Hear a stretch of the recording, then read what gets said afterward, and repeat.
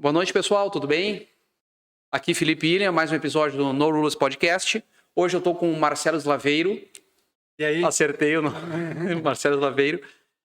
A gente vai falar sobre o Partido Novo, conversar a respeito da jornada 2024, fazer um tira-dúvidas e esclarecer aí algumas questões que ficaram pendentes, algumas coisinhas no partido, que o pessoal sempre nos pergunta. E amanhã também a gente vai estar participando de uma entrevista na Rádio Cotricel. E é isso aí. Marcelo, pode se apresentar para o povo de São Cepé. E aí, pessoal, tudo bom? Então, meu nome é Marcelo Slaveiro, sou presidente estadual do Novo, né? Desde março, agora desde o final de março, né? Formalmente em abril, basicamente. Fui candidato a prefeito em Caxias, fui candidato a deputado estadual na última eleição também, pelo Partido Novo. Sempre fui filiado ao Novo, desde o início do Novo, né? O Novo nem era partido, eu já participava lá, doava meus R$30 lá para ajudar a virar um partido.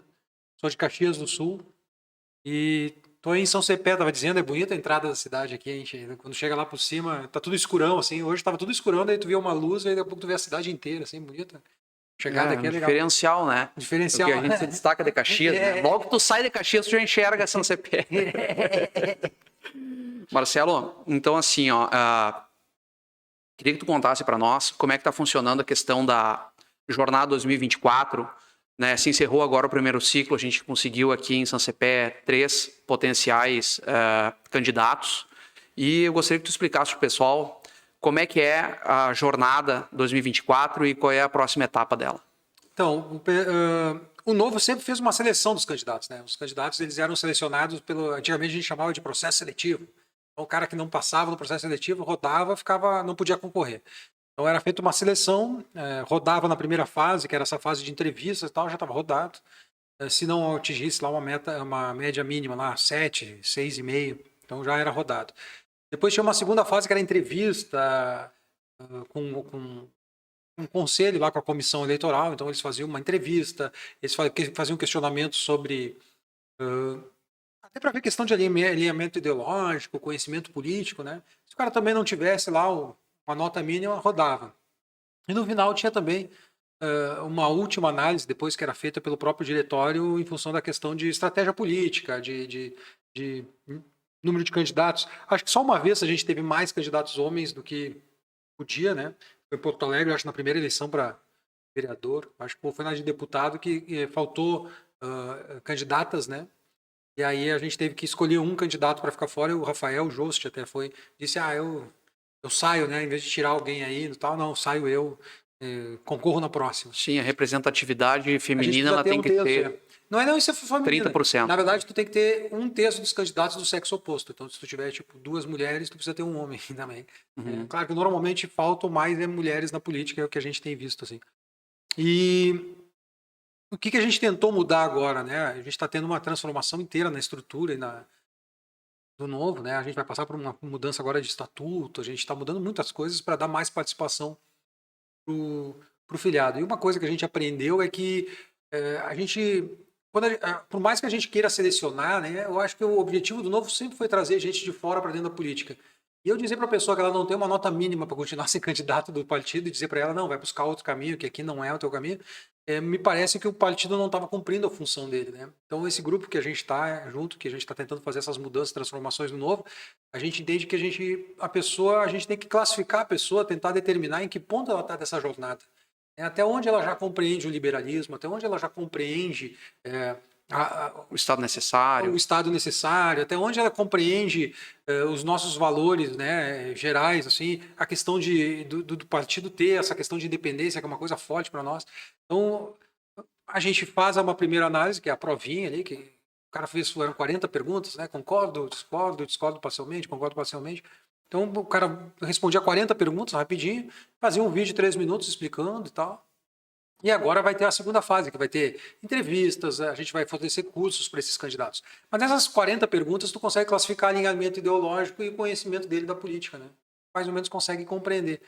Então, a gente fez lá 40 perguntas que vão determinar e vão classificar o sujeito para dizer para a gente em que ponto da jornada ele está e o que a gente precisa melhorar, ajudar ele a melhorar, para que ele fique mais pronto, mais preparado para ser candidato. Nosso objetivo não é excluir as pessoas do processo eleitoral, ao contrário, é trazer elas para dentro do processo eleitoral, melhorar ela, qualificá-la para que ela possa ser, então, um candidato do que a gente espera que o Novo sempre apresentou, né, para o eleitorado.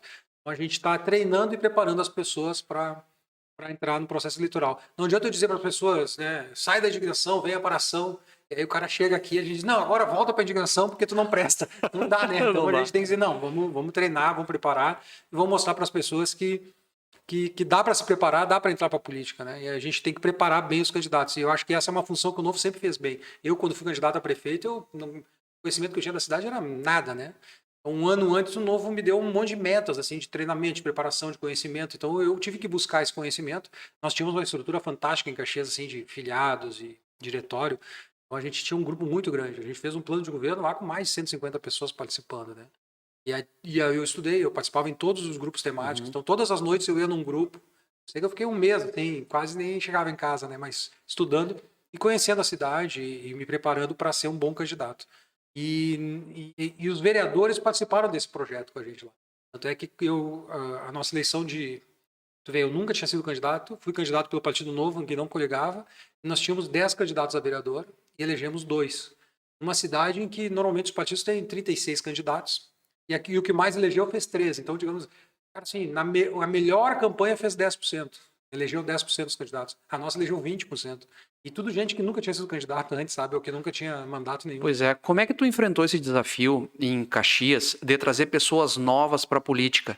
Porque geralmente as pessoas que não se envolvem na política desde cedo, é difícil elas saírem da indignação para a ação, muitas vezes enfrentando barreiras até dentro de casa. Né? A gente teve pessoas assim muito alinhadas com o partido aqui em São Cepé, que entendiam entendiam o liberalismo, pessoas assim muito bem informadas a respeito do partido e com intenção de entrar na jogada, de ir participar, mas dentro da própria família, às vezes, tinha o pai, a mãe, e mesmo que essas pessoas não dependessem mais de pai, não é uma questão de independência financeira, elas já tinham 30 e poucos anos, né, e queriam participar, conheciam o partido, mas elas tiveram uma resistência, uma falta de apoio da família para dizer assim, olha, não se envolve em política, isso é tudo uma bagaceirada, se tu se envolver em política, tu não conta comigo, quer dizer... e às vezes não é pai, é mãe, é irmão, inclusive eu dentro da minha casa tive isso daí, né? Olha, sai disso, para com isso, ninguém te aguenta mais. E isso, tu chegou a enfrentar isso? Como é que... Sim. Em Caxias a gente teve, tu vê que a gente em Caxias, os partidos tinham 36 candidatos e a gente conseguiu a pau e corda 10. Num processo seletivo que teve 17, 7 rodaram. 10 candidatos, né? Então, assim, a gente podia ter tido muito mais, né? E o Novo estava numa época que não tinha passado por todos esses problemas que teve, né? De Amoedo, posicionamento, fundão e tal. Então, não tinha passado por nada disso. Então, era muito mais fácil. E mesmo assim foi difícil, né? E tu tem os partidos dando dinheiro, pagando campanha, e o teu partido, e o Novo não dá nada, né? O Novo dá estrutura, dá treinamento, te prepara.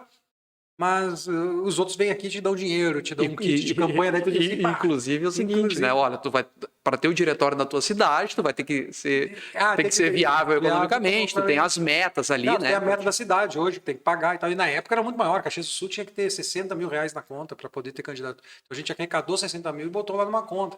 Claro que depois esse dinheiro, à medida que a campanha se desenvolveu, ele voltou, né, para a cidade. A gente pôde usar na campanha, então a gente fez até um programa de distribuição dos... Eu não usei esse dinheiro, o dinheiro foi para distribuição para as campanhas dos vereadores daí. Então a gente fazia lá, vereador que mais fez eventos, que mais organizou equipe, o cara que usou mais rede social, então naquela semana tinha uma pontuação, o cara ganhava mais dinheiro, então ele ganhava 7 mil, o segundo ganhava 5, o terceiro 4, e o outro 3 mil. Então, isso por 6 semanas? Mais ou menos, 3 né? semanas. 3 semanas. 4 semanas eles distribuíram. Então lá em Caxias o que acontecia? Daí todo mundo dava um pau na campanha. Pô, eu vou contratar um cara de rua, eu vou fazer panfleteiro e tal, porque vai vir dinheiro, entendeu? Então as campanhas... No final, eu acho que todos os candidatos ganharam dinheiro. Eu acho que o único que não ganhou dinheiro lá foi o Zanquim, que acabou se elegendo, né? Foi suplente, agora eleito. Porque o Zanquim teve um problema que no meio da campanha a mãe dele foi hospitalizada, então ele não conseguiu fazer campanha, não fez arrecadação, ele não fez nada. Assim. Mas era conhecido, de repente. E é um professor da UX que tinha sido paraninfo 18 anos seguidos, assim, um cara Os alunos adoram. Os caras fizeram campanha para ele. Os alunos, o Moroso, um amigo nosso lá de Gramado, era muito amigo dele, fez campanha para ele. Os professores da universidade fizeram. Então ele é um cara que e quase passou os cálculos que fez uma baita campanha, entendeu? E que foi o cara que mais arrecadou, inclusive, desse dinheiro. Sempre ficava melhor classificado. Então tu vê que às vezes o cara ser conhecido. Agora, trazer gente para política é muito difícil. Isso é todas as cidades a gente está vendo. Quanto menor a cidade, então pior, porque todo mundo se conhece. E aí se tu te posiciona de um lado, parece que tu é inimigo do outro, né? E na política as questões não são pessoais, né? Tu não é inimigo da pessoa que está lá. Tu só pensa diferente, tem uma ideia diferente, né? E esse negócio de dizer, mas na política só tem bagaceiro, mas se a gente não fizer nada, vai continuar só tendo bagaceiro. Exato, né? Aí o cara vai dizer, mas então azar, eu vou cuidar da minha vida e da minha empresa. E tem uma expressão do Zema que é muito legal, que ele diz o seguinte, o que vale uma empresa hoje na Venezuela? A política, ela influencia demais, sabe? Não adianta tu cuidar do teu negócio, tu cuidar da tua empresa e deixar esse bando de vagabundo e picareta tomar o poder. Porque esses caras, eles vão sempre tirar um pouquinho mais de ti. Sempre um pouquinho mais de ti. Sempre um pouquinho mais. Vê, eles vão estar dominando o Estado para eles mesmos e aí vai virar uma ditadura em que e vão tirar, e aí se eles decidirem que a tua empresa é estratégica para eles, eles vão tirar a tua empresa. Se o teu negócio não interessa, se tu é inimigo, eles também vão te fazer um jeito de te prejudicar. Então, assim, não adianta, tu precisa ter um Estado livre, que tu seja livre, tu tem que participar da decisão política, tu tem que influenciar politicamente, até para que as coisas que tu tenham algum valor ainda, né? Então, o Zema diz, né? O que vale hoje uma casa, tu tem uma casa na Venezuela, não vale nada. O que vale tu ter uma empresa na Venezuela? Não vale nada, porque as pessoas fizeram isso, elas baixaram a cabeça e foram trabalhar, e deixa o governo para esses caras. E esses caras, claro que vão te roubar. Claro que eles vão te... Sim, quanto mais...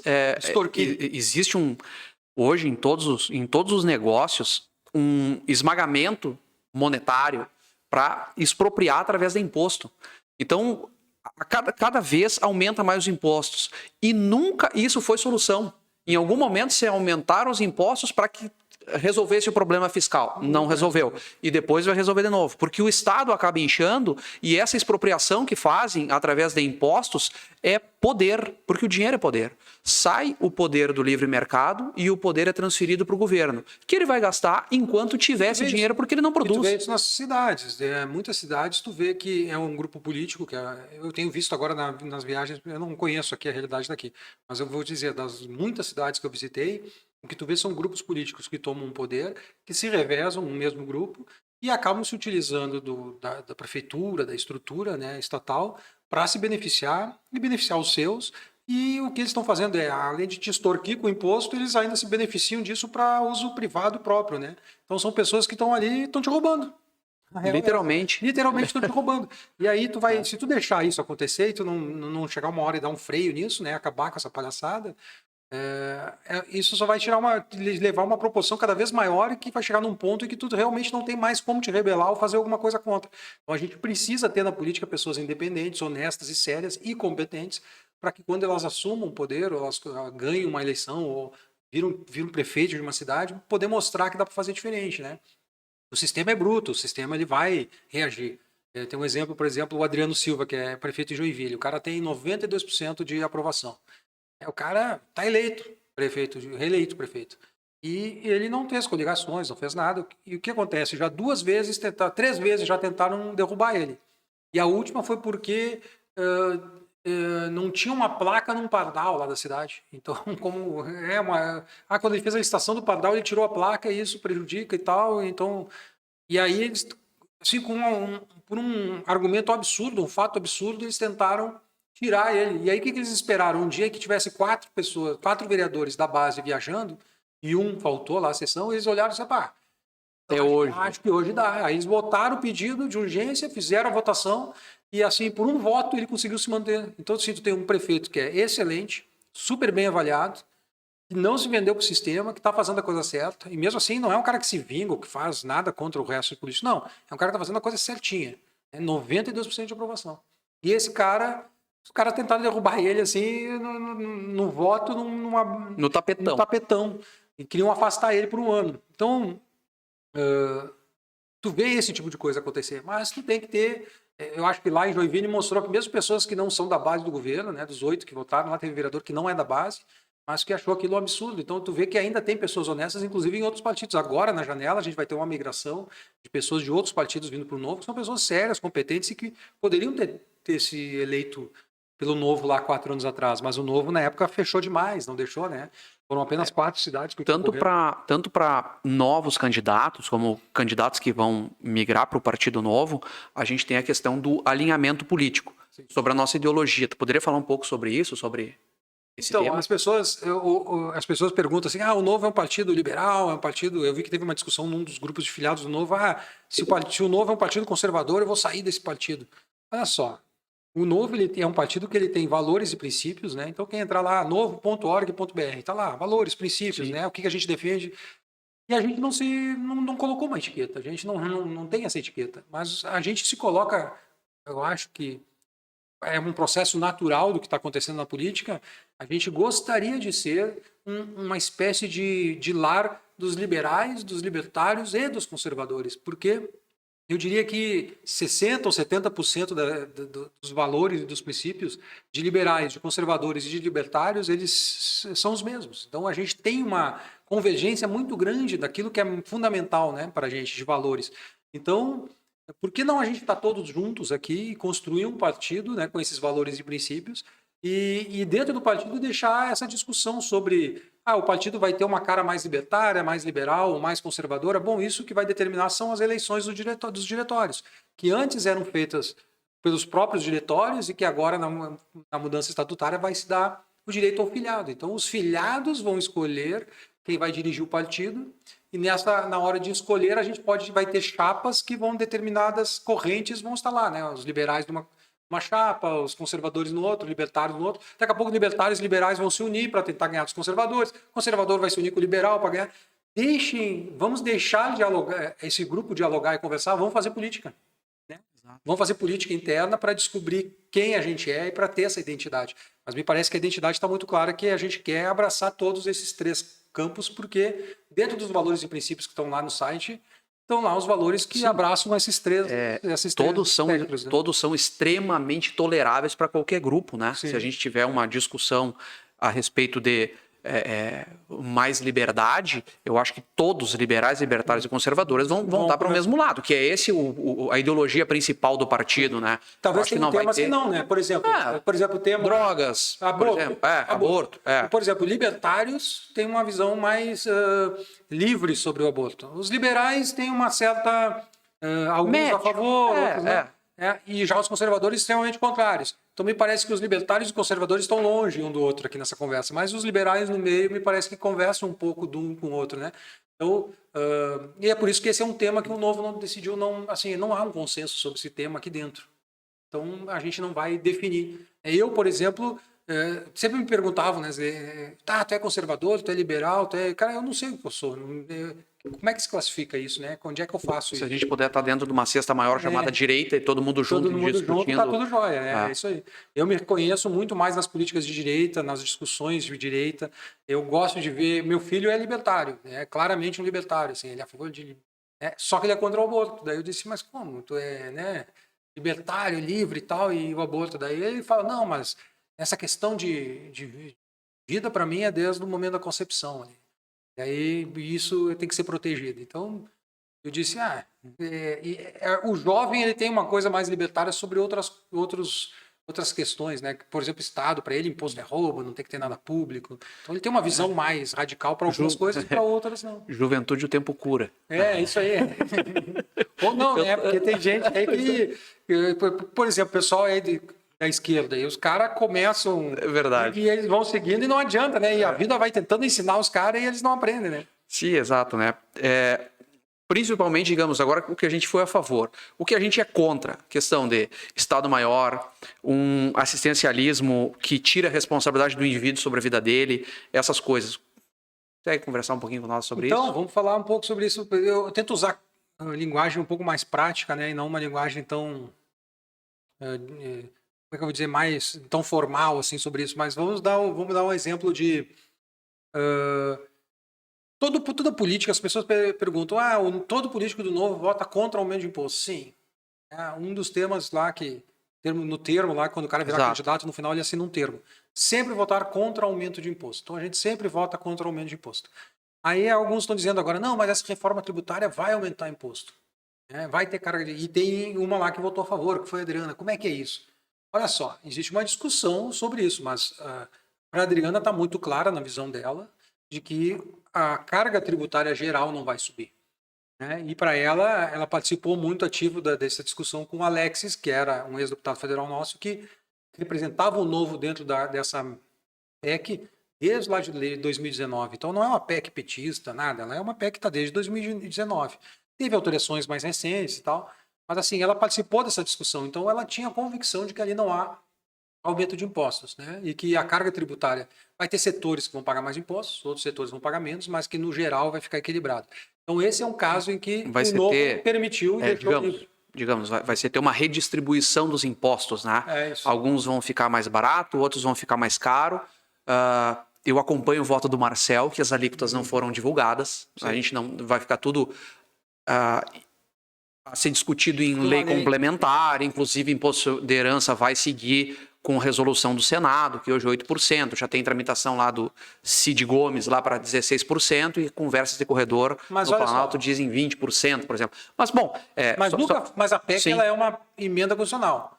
Então, dentro da Constituição nunca se discutiu a alíquota. Não tem nenhuma alíquota. Não. Então, é claro que sempre é numa lei. Sim. Mas o que eu entendi do Marcel é que o Marcel diz que ele falta segurança sobre essa questão, por exemplo. Pois é. É que quando você fala, digamos, uma reforma, né, você teve a reforma ali, a liberdade, por exemplo, a lei da liberdade econômica, foi mudar coisa lá no Código Civil. Sim. Mudou em várias legislações esparsa, não era uma PEC. Exato. Mas quando se trata de reforma, talvez na reforma pode ser, né, mas para ter uma clareza, assim, para ter mais uma visão de futuro.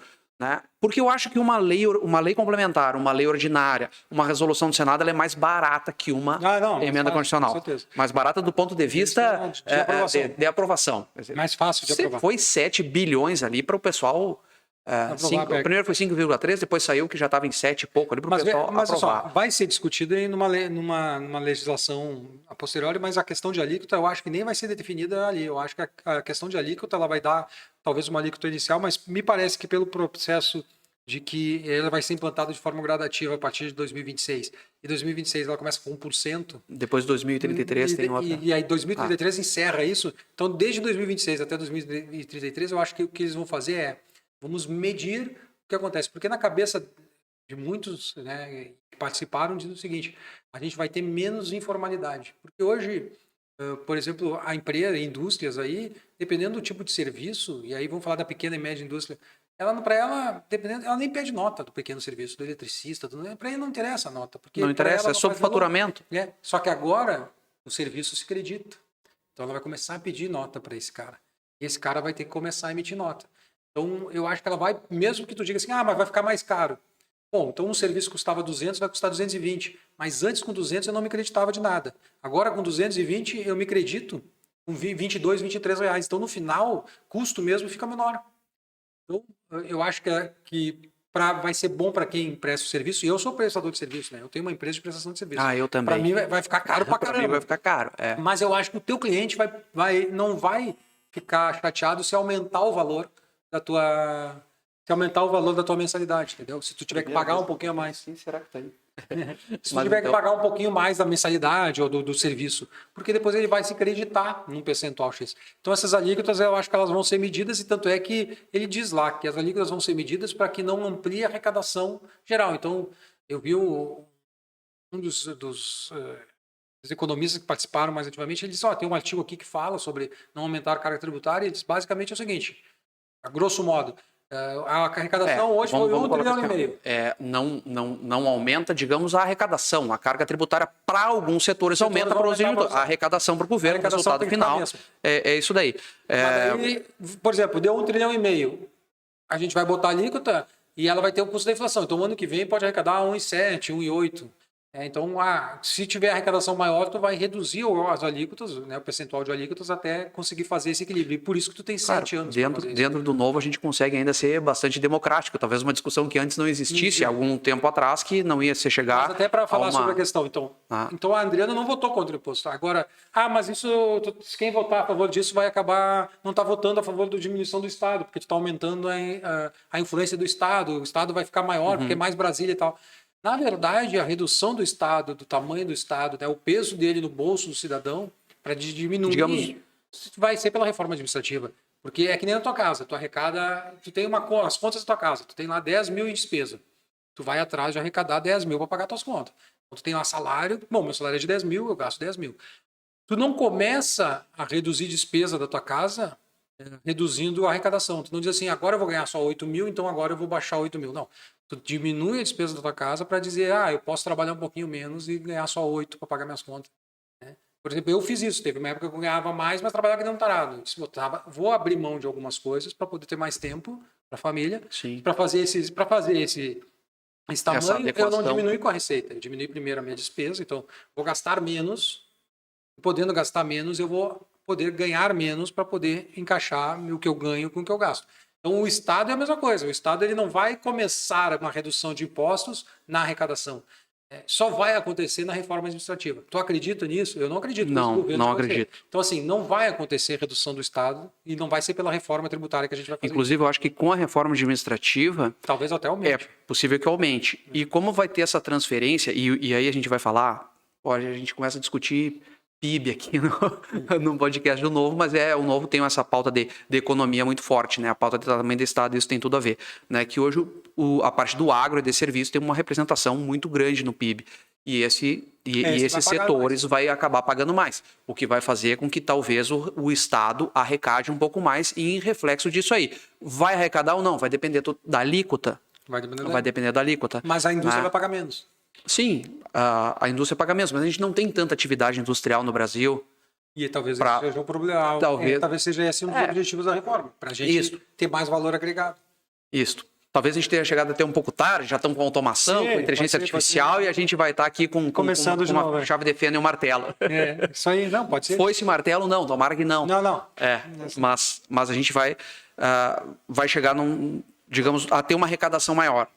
Então, a gente...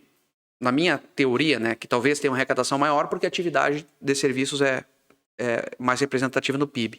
E aí a gente tem tiramos os freios do teto de gastos para trocar por um arcabouço fiscal, que também não passou. Então, se arrecada mais, você tira o limite de gastos e você faz uma reforma administrativa depois de tudo isso.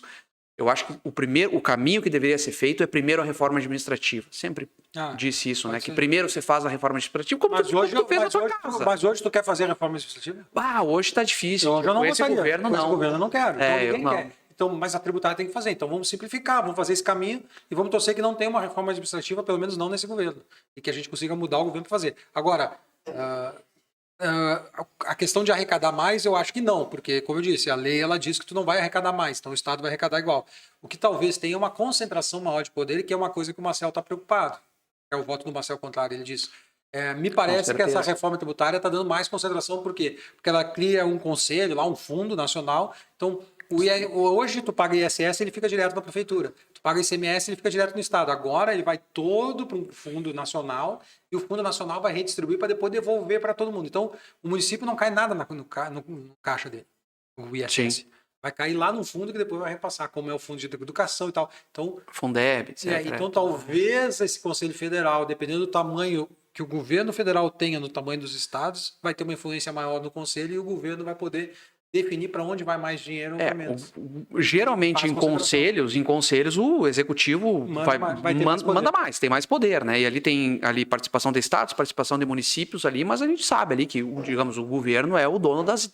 Claro, é o dono da chave do cofre. Até a briga do Tarcísio foi, nós temos que mudar o peso de cada estado, porque antes cada estado tinha um voto. Então, de 27 estados, tu tinha 16 no Nordeste. O Nordeste ia mandar. Então, ele disse, não, a gente tem que redistribuir. Então, tem que o voto, um para cada estado e depois mais um voto aqui, mais distribuído por tamanho da população. Então, o peso de São Paulo, digamos, é 2,3, o da Bahia é 1, o peso de Minas é 1,9, entendeu? O Sim, peso é maior. sim, sim. Só que a gente está olhando hoje pela perspectiva de que os governadores do Centro-Oeste, Sul e Sudeste são de direita São de ou de direita. centro.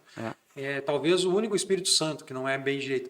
Mas os outros todos estão. A gente não sabe o que vai acontecer. Né? Daqui a 4 anos, daqui a pouco ele começa a eleger caras de esquerda aqui embaixo também.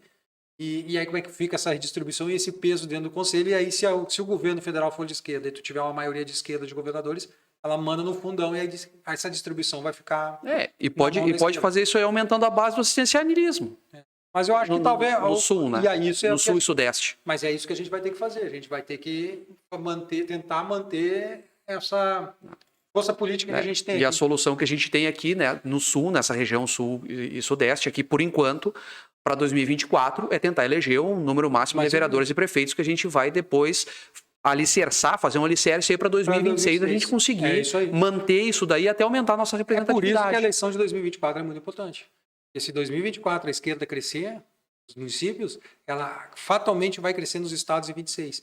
E ela vai ser mais forte ainda para o governo federal. E aí ela começa a dominar todo o cenário de distribuição de recursos, de governos, ela aumenta o poder dela. Então, a eleição municipal é fundamental para frear a esquerda. Muitas pessoas perguntam, o Novo vai participar de coligações, né? Olha, o Novo já entendeu que essa é uma eleição, pelo menos aqui no Rio Grande do Sul, a gente entendeu que essa é uma eleição, eu não posso dizer em nome dos outros estados, né?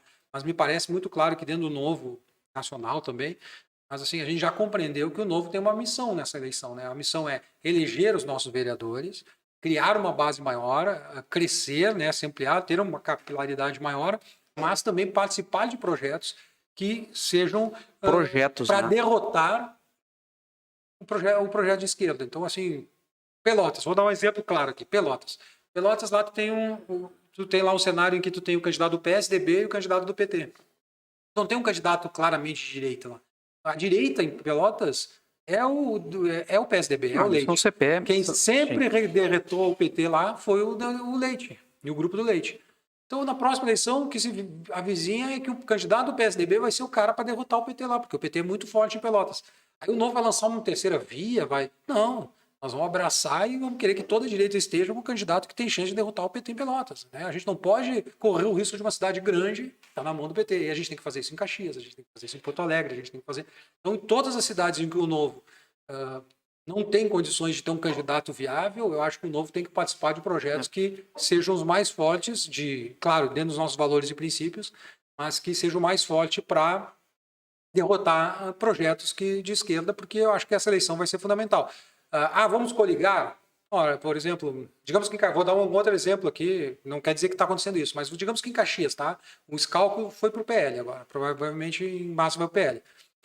O Novo, a pergunta que todo mundo me pergunta e diz os cálculos do PL, vocês vão coligar? A coligação que vai definir são os candidatos a vereador. Tem 20 candidatos a vereador, os 20 querem votar nele? Sim. Fazer campanha para ele, eu vou dizer, não, nós não vamos coligar. Não, nós vamos coligar e todo mundo vai fazer campanha para ele. Porque... Agora, se tem um ou outro que disser assim, não, eu não quero esse candidato, ele não é do Novo, eu não vou votar, fazer campanha para ele. Bom, então não vamos coligar, vocês estão livres, os 18 vão fazer campanha para eles, esses 2 ficam livres. Mas eu acho que mais importante do que apoiar candidatos é apoiar projetos. O que eu vejo aqui em São Cepé, por exemplo, tem um partido bem claro aqui, um partido da esquerda, que é o PDT, que está no governo, o partido de direita, mais conservador, é o PP, o Partido Progressista, e eles se revezam no poder há mais de 40 anos, bem mais de 40 anos. Né? Em alguma vez o MDB teve na prefeitura porque uma mera concessão do PP, porque em algum momento ele precisou de um vice, né? E depois ele teve que devolver, teve que retribuir. Então isso foi a única alternância de poder, tirando o PP e PDT, com o MDB por um troco de favor, digamos assim. Né? E nesse tempo todo, se tu for ver assim, bom, direita e esquerda, são eles. Mas quem é que aprovou o pior plano diretor e mais restritivo de São Cepé? Foi o PP, partido de direita. Então, errou grosseiramente. Dívidas com previdência, com plano de carreira, elas se agravaram muito por falta de reforma administrativa com o PP. Então, eu digo assim, o que precisa hoje a direita em São Cepé é mostrar um projeto de menos Estado, de mais liberdade, um projeto de liberdade econômica, da responsabilidade fiscal. Quer dizer, tem que apresentar isso daí para que possa se sentar e conversar. Porque hoje o que tem, e não é só aqui, na maioria das cidades, não, o candidato tal ali, vamos votar no candidato. Será que esse candidato é melhor que aquele? E a gente não tem claro para a população para dizer o seguinte, olha, está aqui o nosso projeto. Na educação, a gente vai investir nisso, na saúde, a gente vai dar prioridade a isso, e agora nos cofres públicos vai ser isso, e na nossa previdência, e dizer para a população e esclarecer, porque às vezes não fica muito nítido quem é perdedor e quem é ganhador nessas políticas. As políticas de esquerda, ou às vezes políticas até implementadas por um partido mais conservador, mas que tem um viés corporativista, às vezes numa plano de carreira para um determinado setor, que você concede um privilégio em cima de outros servidores. A merendeiro, o pedreiro, o patroleiro, o motorista, eles não têm um plano de carreira, mas outros têm um plano de carreira. Quer dizer, o ideal fosse que ninguém tivesse e que os aumentos fossem concedidos para todos e que tivesse ali, enfim, onde tem mais necessidade, você contrata mais. Mas o que você vê é que qualquer um dos partidos não se tem um projeto que a população possa analisar qual é o melhor. E aí fica na intuição. E o grande problema da direita é que, às vezes, a intuição que você tem da esquerda é mais clara para o... Sim. Bom, é assistencialismo, é bolsa... e aí quando a direita ganha, ela acaba fazendo igual, porque ela diz, se eu não fizer, eu vou perder. Se eu não fizer, eu vou perder. E aí, tipo... É por isso que eu defendo muito assim, o voto ideológico. Eu acho que o Novo tem um desafio aqui em São Cepé de participar dessas eleições. A gente está tendo dificuldade, mas eu acho que de qualquer forma, embora a gente tenha muita dificuldade, a gente tem que fazer, porque eu acho que tem eleitores que se identificam, que estão começando assim, depois de 2018, a entender o que é direita, o que é esquerda, o que é o liberalismo. Se o liberalismo antes enchia uma Kombi, agora está enchendo um micro-ônibus.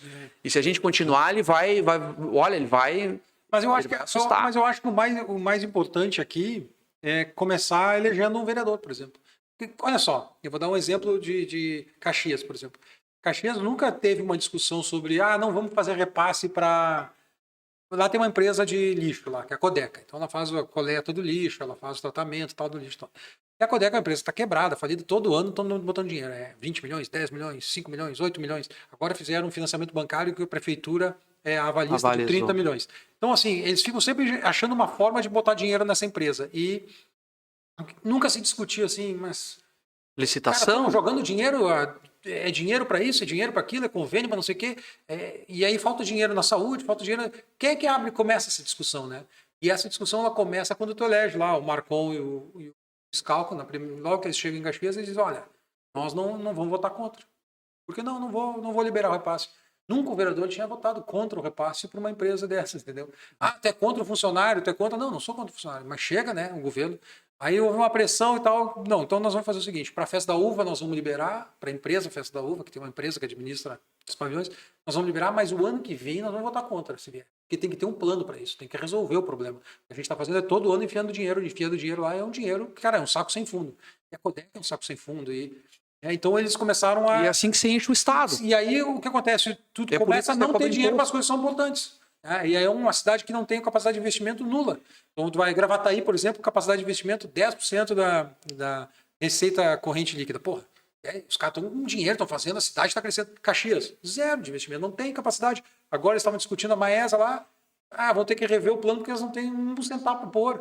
O Tribunal de Contas já fez o apontamento que eles estão gastando demais, porque perdeu um pouquinho de arrecadação, já não consegue, a folha dos servidores já está no limite prudencial ou no limite legal. Então o que acontece? Aqui em São Cepé tá. Então, aqui em São Cepé passou de 55% mas já. essa discussão não tem nas cidades. Por que não tem nas cidades? Porque tu não tem um vereador que levanta na tribuna. Então a política ela acaba sendo sempre aquela discussão assim, cargo, eu vou ter cargo, eu vou votar a favor, o projeto é do prefeito, e é um ou outro grupo que se sente prejudicado que vai fazer a pressão. Senão não acontece. Agora, não tem uma pessoa lá dentro dizendo, cara, isso está errado. E que esteja independente. Que quando tem um projeto bom da prefeitura de fazer a reforma previdenciária, como foi lá em Caxias, eles defendiam mais do que a base. Por quê? Porque o servidor estava contra. E aí os caras queriam puxar o saco do servidor, aí a base ficava escondida e ia lá votava envergonhada. Mas o Novo defendia. E o vereador ia para a cara dizer, explicar nos números por que era importante. E na hora que tem que bater no governo, bate no governo. E a oposição bate porque queria bater. Mas a gente bate mostrando isso, o projeto é ruim para a cidade. Tu tem que ter independência. E aí, quando tu começa a fazer esse exemplo, ele arrasta. Hoje, por exemplo, eu tenho certeza que quando começa discussões sobre essa questão de repasse, de convênio e tal, já na última já teve 6 ou 5 vereadores que votaram contra. Um do MDB, um do PP. Cara, nunca tinha acontecido. Por quê? Porque 2 começaram. Uma notícia que saiu agora é que as câmaras de vereadores bateram recorde de devolução de gastos. Porto Alegre, maior economia da história dos gabinetes. Foi recorde de arrecadação, né? Não, recorde de economia na Câmara de Vereadores. Eu entendi. Devolver dinheiro. Por que estão gastando pouco? Estão gastando muito pouco perto do que gastavam. Uma vez eles gastavam tudo. Por que estão gastando pouco? Porque começou um vereador a dizer que era importante não gastar tudo aquilo porque era bobagem, não precisava gastar aquilo para fazer um bom serviço. E os outros começaram a ver, não, dá para cuidar porque o dinheiro não é nosso, né? Vamos cuidar desse dinheiro.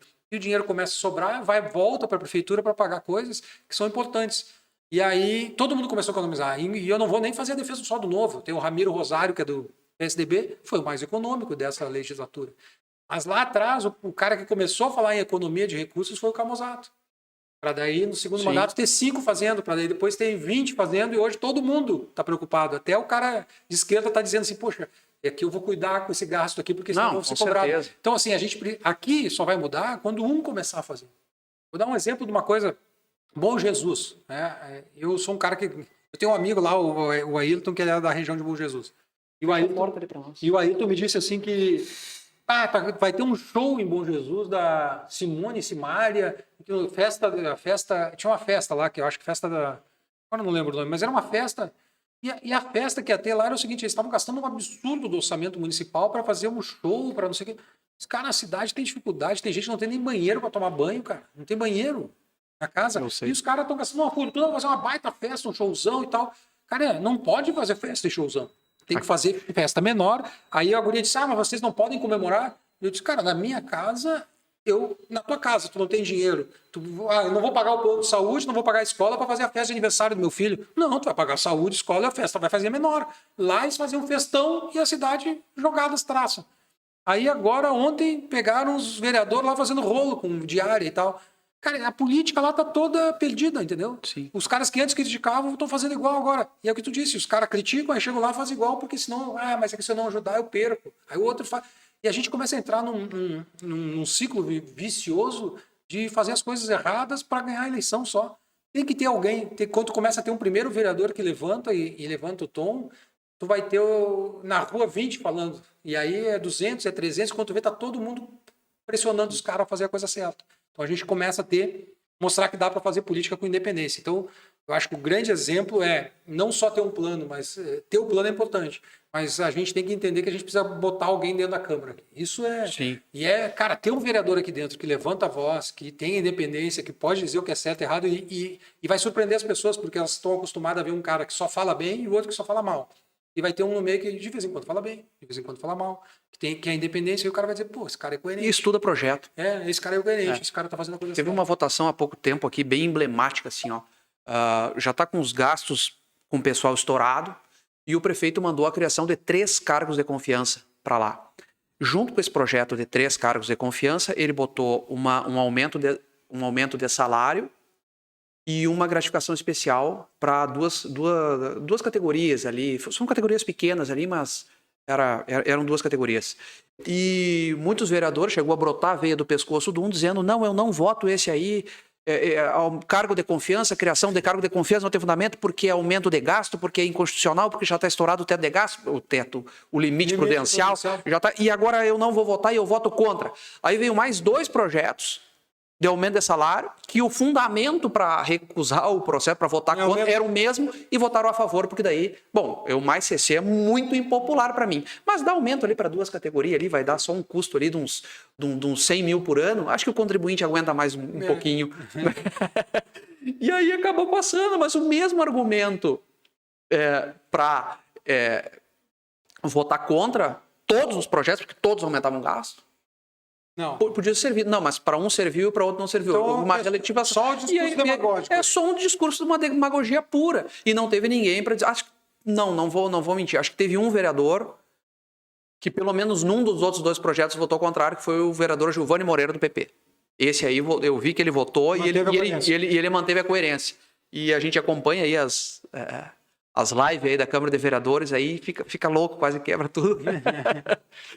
Mas, Marcelo, te agradecer a participação aí. Já estamos aí com uns 40 e poucos minutos. Já estamos quase. Queria dar uma palavrinha final. Quero dar uma palavrinha final aí para nós. Eu quero, principalmente, não sei se deve ter gente também de outras cidades, do Novo que a gente estava divulgando, mas também aqui para a CCPE, para as pessoas daqui, a gente precisa ter a candidatura do Novo aqui. Eu acho que o Novo, ele vai... Em todas as cidades que o Novo concorreu, na última eleição, teve Canoas, Porto Alegre, Santa Cruz, Caxias, onde elegeu também. Em todas as cidades a gente viu uma mudança na política, né? A gente viu uma mudança na forma de discutir, de falar de política. Todos os vereadores do Novo, todo mês prestam contas do serviço. Eles são funcionários do cidadão. Então tem lá quantos projetos, quantas comissões, quanto ele gastou, no que ele gastou, e tudo isso é publicado. Tu pode entrar aí, pega lá a página do Scalco, Maurício Scalco, né? Entra lá. Tu vai entrar na rede social dele e tu vai ter lá o CAD, todo mês o CAD do que ele fez, do que ele gastou. E esse CAD ele faz ali porque ele também faz para o departamento que o Novo tem, em que todo mandatário, toda vez que vota ou faz um projeto, ele tem que ir num banco de dados e lançar lá o seu voto, o seu projeto e tal, que a gente fiscaliza, né? Os dirigentes e os filiados fiscalizam ele. Então tu como filiado pode entrar lá no Espaço Novo, tu entra lá, mandatos, sim, tu acessa, eu quero ver o mandato do Camozzato. Tudo que ele votou, quais são os projetos dele, no que ele gastou, então tu pode acompanhar o mandato e fiscalizar. Então, quando tu começa a ter alguém que sabe que não está lá para ser poder, autoridade, mas não, ele está lá para prestar um serviço e que desse serviço ele vai ser cobrado para que ele atue de forma coerente, né, dentro de valores e princípios que ele se comprometeu antes e ele tem que cumprir depois, a gente vê a diferença, as coisas mudando. O Novo expulsa. A gente tem um vereador lá em Canoas, por exemplo. Tem um vereador só. Aí ele começou a aprontar, a gente cobrou dele, não veio resposta. Os caras, vocês vão expulsar um único vereador, vão ficar sem cadeira nenhuma. A gente já ficou sem cadeira. Bom, porque a gente elegeu ele o filme, né? A gente já elegeu ele para fazer uma coisa, ele está fazendo outra. Então ele já não representa mais a gente. Então ele tem mais que expulsar e vamos continuar procurando pessoas sérias, competentes e honestas para entrarem lá e fazerem a diferença. E a gente fiscaliza, a gente cobra e a gente gosta quando o cidadão faz isso. Não conseguiram ficar com a vaga? Não. No caso dele lá, ele até não foi expulso. A gente entrou, houve um pedido de expulsão feito por alguns filiados. Ele foi condenado por alguns atos lá, por suspensão, uma censura pública, mas ele não foi expulso. Só que aí agora, na decisão que não expulsou ele, disse, mas que ele ainda tem que cumprir a questão com o DAN. Ele nunca fez prestação de contas, ele não justificou como é que ele contratou, quais foram os critérios técnicos que ele utilizou para contratar os funcionários do gabinete. Então a gente cobra isso dele. E a gente está mandando a cobrança de novo para ele, para que ele em 30 dias resolva isso. Se ele não resolver, deve abrir um novo processo disciplinar, e aí eu acho que sim, ele vai ser expulso, porque reiteradamente ele está fugindo da responsabilidade de prestar contas ao eleitor, ao filiado e ao cidadão. Bom, para mim encerrar então, já que tu falou sobre a fidelidade partidária, né, uma coisa que não vai acontecer no Novo, se a gente conseguir eleger 1, 2, 3 vereadores, tenho o sonho de eleger mais de um, né? Se a gente conseguir, uma coisa que eu tenho certeza que a gente não vai permitir é o que aconteceu na eleição passada. O Progressistas aqui elegeu 5 vereadores. 5 vereadores. 2 desses vereadores já saíram do partido e estão em outra agremiação que são com ideologia totalmente contrária e diferente da agremiação dos progressistas que defendia um lado. Uhum. Né? Eles foram para outro lado e tiveram um passe livre do partido para que isso acontecesse. Isso não vai acontecer no Novo. Eu venho falando várias vezes. A pessoa que confiar o voto no Partido Novo, e independente do cidadão que estiver lá, que for eleito, vai ter muita fiscalização em cima dele. Muito. E ele vai votar de acordo com a nossa ideologia. Muito, a gente fiscaliza, a gente bate. O Scalco, até por dar um exemplo do Scalco, que é candidato a prefeito em Caxias, ele disse, olha, talvez pela conjuntura, por um contexto lá, ele tem que sair do Novo para concorrer, né? Teria que ir para outro partido. E ele veio lá dizer, olha, eu gostaria de sair, o partido quer que eu vá agora, mas eu quero continuar com o Novo, com o Podemos, com todo mundo na coligação. O que eu disse para ele é o seguinte, tu tem um compromisso com o teu eleitor. Tu acha justo tu sair agora? As pessoas que votaram em ti. A janela é em março, né? Existe uma regra eleitoral. Todo mundo sabe que tu assinou um termo. Eu acho que é justo. Ele disse, não é justo. Se eu vou ficar até março. E ele vai ficar e ele tá seguindo março aí. Tudo. Março na janela vai embora. Ou seja, março é outro jogo. Tu tem um compromisso. Quando tu te candidata, tu assume um compromisso com o teu eleitor de que tu vai cumprir o mandato, que tu vai respeitar o mandato e que tu vai defender aquelas bandeiras. E a gente vai cobrar. E é por isso que assina um termo e a gente fiscaliza. Mas principalmente, assim, eu acho que o papel do partido é importantíssimo. Fiscalizar. Porque, assim, ó, às vezes o vereador ele pode sair por, sei lá, alguma coisa, mas aquela cadeira, aqueles votos que foram depositados, ou aquela pessoa que votou no vereador eleito, ela, assim que o vereador sai, é substituído por outro com a mesma ideologia. Porque às vezes tu votou num candidato que estava num partido, que estava prometendo uma coisa, daqui a pouco ele deixa até de atuar como fiscalizador.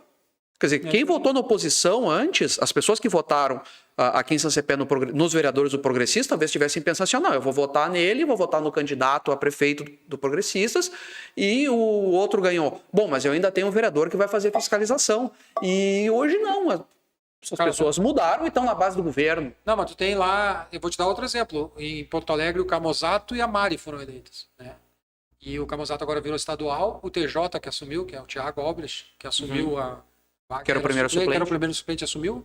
O voto dele é igualzinho do Camozato, ele não muda nada. Talvez uma posição ou outra ele seja mais duro, mais contundente no discurso, mas a votação dele representa exatamente o que o Camozato fazia. Em Caxias saiu o Marcon, entrou o professor Zanquim. Os estilos são diferentes, mas as votações, né, e a defesa dos valores são os mesmos. Não muda. É isso aí. Então tá bom. Obrigado. Valeu, depois aproveitem os cortes aí depois. Vai estar bastante corte bom. Tá, pessoal? Tchau, tchau. Valeu.